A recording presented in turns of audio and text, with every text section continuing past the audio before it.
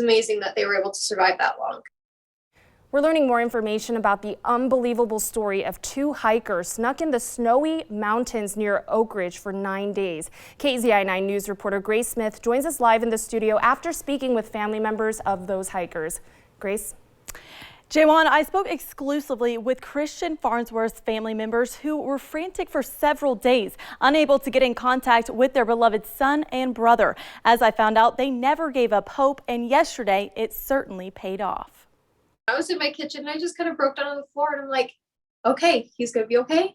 We're going to be fine. Aria Bucko is the sister of hiker Christian Farnsworth, who along with Parker Jasmer was found safe and alive on New Year's Day after being reported missing around December 23rd. It was a miracle. None of them with the medical problems that could have happened.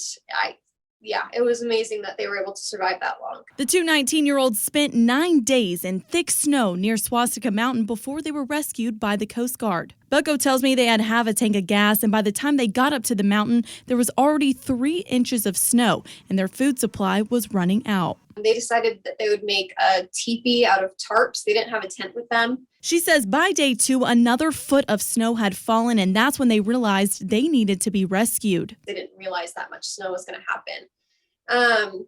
And so they tried keeping warm by lighting a fire in the teepee, but eventually it kind of messed with their health because it was smoky inside. It just wasn't working.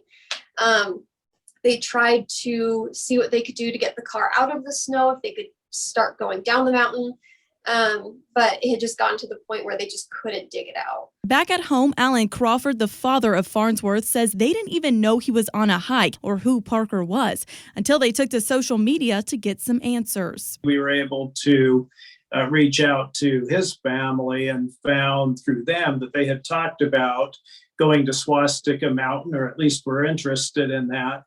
And that was the first point where we really felt like we had maybe a solid idea of the area that they had gone to. It was all hands on deck at this point. They began posting flyers all over social media while crews scoured the mountain. They actually were able to get somehow the Coast Guard there from the coast, which was an absolute miracle.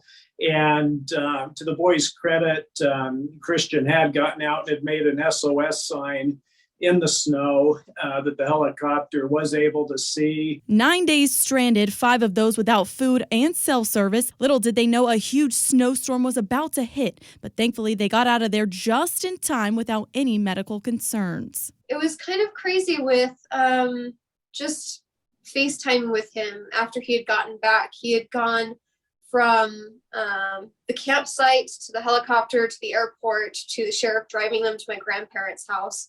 And when he got there, food was ready, and him and Parker were just scarfing it down. They were ready, like they hadn't eaten in at least 5 days. And it was a lot of him kind of, I think, realizing of, I just got out of that.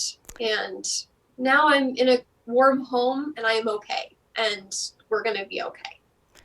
The family says they've grown closer together after this, and they want this story to be a learning lesson for the public to be prepared, especially when you travel in severe weather. And coming up at 6, hear what they say is the most important thing to do before embarking on a similar trip. Reporting live in the studio, Grace Smith, KEZI 9 News.